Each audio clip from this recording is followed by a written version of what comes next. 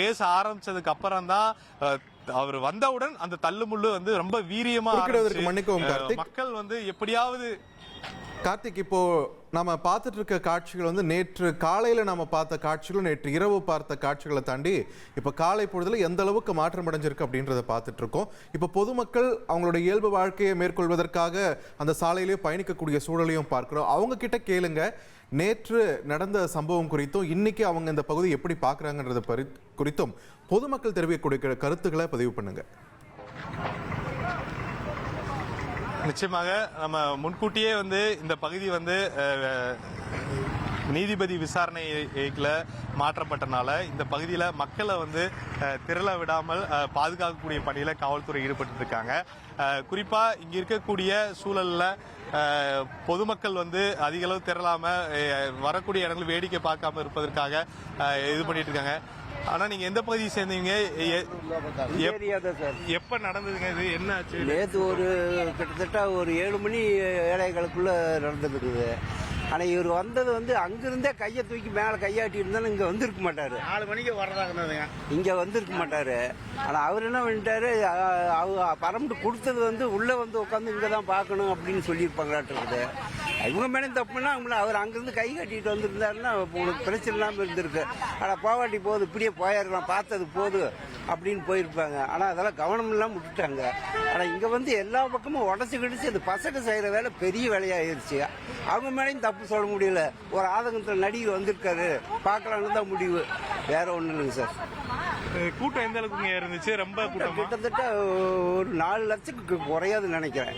அவ்வளவு கும்பல் கூட்டம். அது கிட்டத்தட்ட முடிப்பங்கோயில இருந்து ஆத்தூர் புரிவு வரைக்கும் ஃபுல்லான கும்பலா இருக்குதுப்பா. அதுதான், அவ்வளவுதான். பேருங்க? சுப்பிரமணி. ஐயா, உங்க வீடு எங்க இருக்கு? நேற்று நீங்க பார்த்த பக்கத்துல தாங்க இருக்குங்க வீடு. அதே ஓப்பன் டைப் வந்து இந்த அளவுக்கு ஆயிருக்காது. அங்கங்க பார்த்தவங்க அப்படியே போயிருப்பாங்க.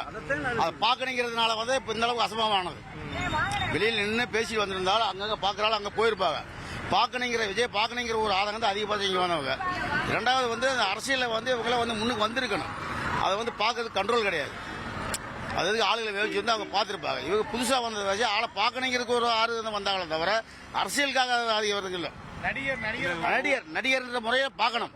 இல்ல, நேத்து பாதிக்கப்பட்டவங்களும் உங்க வீட்டை வந்து உதவி கேட்டாங்களா? தண்ணீர் இந்த மாதிரி என்ன? எங்க உள்ளே வரவே முடியலையே. உங்க வீட்டுக்கிட்ட வந்து கேட்டாங்க? இல்லை, நாங்க உள்ள இருக்குதுங்க. நாங்க உள்ள இருக்கிறோம். வரும்போது நின்று நிம்மதியா யாரும் பரவே முடியாது. நிமிந்து கூட பார்க்க முடியாது. கீழே விழுந்தாலும் ஏறி மிதிக்கிறாங்க தவிர தூக்குறதுக்கு அவனால் குனிஞ்சு பார்க்க முடியாது. தண்ணி கேட்டாங்களா? இல்ல, விஜய் வந்து மேல இருந்து அவரே எடுத்து கொடுத்தாங்க. தண்ணி இல்லைங்க. இங்க வந்து ஜனக்கு வந்து தண்ணி குடுக்கலையாட்டு இருக்குது. வந்தவங்க எல்லாம் விளையாண்டு வந்தவங்க கிட்டத்தட்ட ஒரு 25 கூட பக்கத்தான அங்க மோந்து கொடுத்துட்டு எல்லாம் குடிச்சுக்கிட்டே இருந்தாங்க. பாவம், அதுல எல்லாம் எந்த குறையில. தண்ணி எல்லாம் கொடுத்தாங்க. அதெல்லாம் கொடுத்தாங்க. அதெல்லாம் நாங்க குடத்தை வச்சு எல்லாம் கொண்டு கொடுத்தாங்க. இப்ப உங்க ஏரியால யாராச்சும் உயிரிழந்து? எங்க வீட்டுக்கு எதிர்த்தாப்புல ஒரு 1.5 வயசு குழந்தை ஆம்பளை பையன் இறந்துட்டானுங்க. குழந்தைய பாக்குறதுக்கு அந்த பிள்ளை வந்து தூக்கிட்டு போயிருக்காங்க. அந்த பிள்ளை கூட்டிட்டு வந்து தம்பி பையனை வந்து அக்கா வந்து தூக்கிட்டு போயிருக்கு. 1.5 வயசு குழந்தை பையன் தூக்கிட்டு போற பாக்குறப்பதான் கீழே விழுந்து அந்த பிள்ளை கீழே வந்து ஏறி மிதிச்சு அந்த பையன் போய் ஒண்ணுமே பண்ண முடியல. ஆளு காலி ஆயிட்டாங்க. இப்பதான் இன்னும் இங்கதான் அழுகிட்டு இருக்காங்க. மூச்சுத்திறனால கூட்டமா நெருக்கி எப்படி தப்பிக்க முடியலன்னு மூச்சு எங்க குடும்பத்துல ஒருத்தவங்க இன்னைக்கு இறந்துட்டாங்க. நாங்க மதுரையில இருந்து வந்திருக்கோம். முறை வேணும். போலீஸ் குவார்டர்ஸ்ல தான் இப்பதான் பாடி வந்துச்சு. என்ன பண்றாங்க அவங்க? என்ன பண்றாங்க? போலீஸா இருக்காரு. அவர் போலீஸா இருக்காரு. அவங்க ஒய்ஃப் தான் இறந்துச்சு. எனக்கு மக வேணும். பாக்குறதுக்கு வந்திருந்தாங்க. ஆமா, இல்ல அவங்க கடை வச்சிருக்காங்களாம். கடைக்கிட்ட நின்று இருந்தாங்க. அப்படியே நெரிசலா போக என்ன செய்ய முடியும்? அவங்களும் இறந்துட்டாங்க. வேதனையில தான் சொல்றேன். இந்த மாதிரி ஃபேஸுக்கு யாருக்குமே உத்தரவு கொடுக்காதீங்க. இந்த மாதிரி ஏரியா ஃபேஸ் யாருக்குமே உத்தரவு கொடுக்க கூடாது. அது எவ்வளவு பெரிய ஆளா இருந்தாலும் சரி கொடுக்க கூடாது. எச்சாதாரம் உள்ள மக்களுக்கு தான் பாவம். அவங்க நிம்மதியா இருப்பாங்க, தூங்கிக்கிட்டு இருப்பாங்க, சாப்பிட்டுட்டு இருப்பாங்க. பொதுமக்கள் சொல்லக்கூடிய கருத்துக்கள் வந்து பல்வேறு சந்தேகங்களையும் பல்வேறு சோகமான ஒரு பதிவையும் வந்து நம்ம உணர்த்துகிறது. நிச்சயமா அவங்க சொன்னதுல ஒரு கருத்து. நம்ம நேற்று இங்க இருக்கும்போது களத்துல செய்தி சேகரிக்கும் போது அவர் அந்த ரவுண்டானா பகுதியில் இங்கிருந்து சுமார் ஒரு 1.5 கிலோமீட்டர் தூரத்துக்கு அவர் வரும்பொழுது அந்த வாகனத்துல முன்னிருக்கையில் அமர்ந்திருந்து மக்களை சந்திச்சிருந்தால் கூட விஜயை பார்த்த நோக்கத்துல ஒரு சில பேர் கூட்டத்துல இருந்து நகர்ந்திருக்கலாம். அவர் அங்கிருந்து சந்திக்காதனால அந்த ரவுண்டானா பகுதியிலிருந்து வந்த மக்கள் அதிக அளவில் இங்க ஏற்கனவே வந்து ஒரு ஆயிரக்கணக்கான லட்சக்கணக்கான கூட்டமான மக்கள் இருக்காங்க. அவர்கள் எல்லாரும் வந்து இங்க இருக்கிற கூட்டத்தை அழுத்தும் பொழுதுதான் இந்த தள்ளுமுள்ளு ஏற்பட்டு இந்த பிரச்சனையை வந்து மிக வீரியமாக இவங்க கையை மீறி போனதுக்கான காரணமாக காணப்பட்டது. அதே சமயம் இங்க அவர்கள் வந்து தண்ணீர் குடிப்பதுக்கும் வந்து பிரச்சனை ஏற்படுது. விலாசமான பகுதியா இருந்தால் அந்த காற்று இருக்கக்கூடிய ஒரு பகுதியாக இருந்திருக்கும். அவர்கள் சொல்லக்கூடிய பதில்களும் அவர்கள் வீட்டில் அருகே, அதாவது இந்த பகுதியில் இருக்கக்கூடிய வீட்டில் அருகே இருந்த ஒரு 1.5 வயது குழந்தையை வந்து விஜயை பார்ப்பதாக அழைத்து சென்று கூட்ட நெரிசலில் சிக்கி அந்த பெண் வந்து மருத்துவமனையில் சிகிச்சைக்காக அனுமதிக்கப்பட்டிருக்காங்க. அந்த குழந்தை உயிரிழந்திருக்கு. தற்போது உடல் கொண்டு வரப்பட்டிருக்குன்னு சொல்லியிருக்காங்க. இந்த மாதிரி ஒரு வேலுச்சாமிபுரம் கரூர்ல இருக்கக்கூடிய இந்த பகுதியே வந்து ஒரு மிக மோசமான ஒரு கோர தாண்டவம் சொல்லக்கூடிய அளவிற்கு தான் பாதிப்பை வந்து உணர்த்துகிறது. இங்க இருக்கக்கூடிய மக்களும் வந்து அதை தான் சொல்லிட்டு இருக்காங்க. இதையெல்லாம் தாண்டி இந்த நிகழ்வு நடந்து ஒரு பக்கம் மீட்பு பணிகள் வந்து விரைந்து நடைபெற்றிருக்கு. இங்க இருக்க பகுதியை வந்து காவல்துறை பாதுகாப்பு வளையத்திற்குள் கொண்டு வந்திருக்காங்க. மக்கள் சொல்லக்கூடிய கருத்துக்கள் வந்து பாத்தீங்கன்னா அவ்வளவு பேர் இந்த பகுதியில் இனிமேல் அனுமதியே கொடுக்க கூடாது, இது போன்ற ஒரு நிகழ்வு இனிமேல் நடக்கவே கூடாது. அது எவ்வளவு பெரிய கட்சியாக இருந்தாலும் சரி, தலைவராக இருந்தாலும் சரி, இப்படி கொடுக்கும் பொழுது இவ்வளவு உயிர்கள் போயிருக்கு, கூட இருந்தவங்க இப்ப இல்ல, என்ன செய்வது, இந்த உயிரிழப்பை எப்படி ஏற்றுக்கொள்வது அப்படிங்கிற மாதிரி அவங்க சொல்லிக் கொள்ளியிருக்காங்க.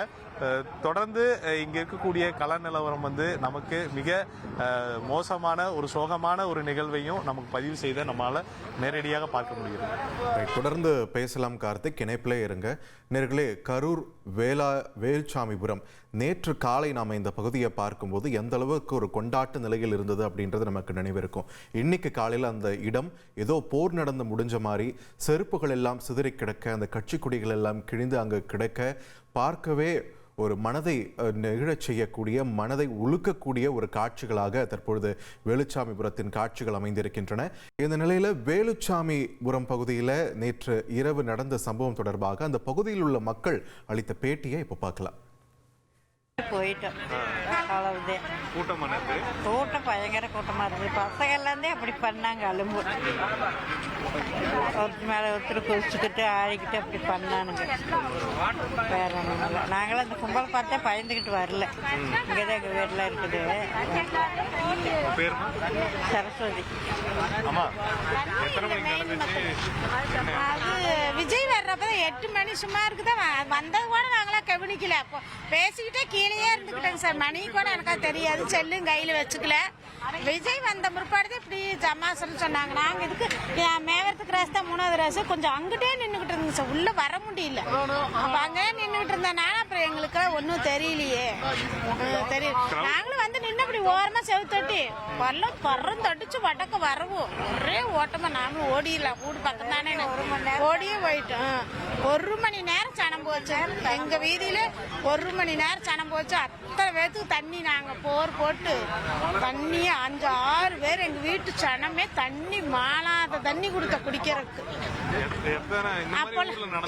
நடந்தது இல்லைங்க, நாங்கள் பார்த்ததும் இல்லை, கேள்விப்பட்டதும் இல்லை. இந்த கள்ளக்குறிச்சியில் கள்ளச்சாராயம் குடிச்சு செத்து போன மாதிரி இப்போ இங்கே ஆகிப்போச்சு. நடந்துருக்கு. முந்தானாலே எடப்பாடி வந்தார்.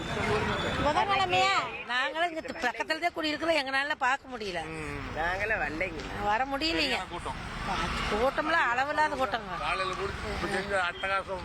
அது கூட்டத்தோட இருந்துட்டா கூட பரவாயில்லைங்க. பெரிய அலும்பு பண்ணிட்டாங்க. குதிக்கிறது, கத்துறது, இருக்க முடியல பக்கத்துல. போறது வர்றது இந்த மாதிரி எல்லாம் இடம் தெரியாம எங்க லைன் உள்ள பூந்து மக்கள் இங்க போற மக்கள் கேட்டப்பா பைபாஸ் போற எந்த பைபாஸ் போனாலும் இல்ல.